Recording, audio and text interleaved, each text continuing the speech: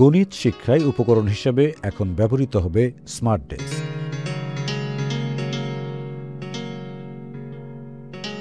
বিজ্ঞানীরা বলছেন, উচ্চ প্রযুক্তি সম্পন্ন এমন ডেস্ক প্রাথমিক বিদ্যালয় পড়ুয়া শিক্ষার্থীদের দুর্বলতা শনাক্ত করে প্রয়োজনীয় পরামর্শ দিতে পারবেন।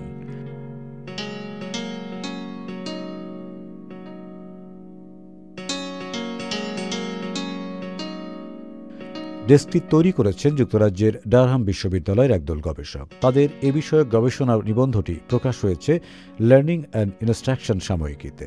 স্মার্ট ডেস্কে কেবল স্পর্শের মাধ্যমে শ্রেণীকক্ষের বিভিন্ন কাজ সেরে ফেলা যাবে।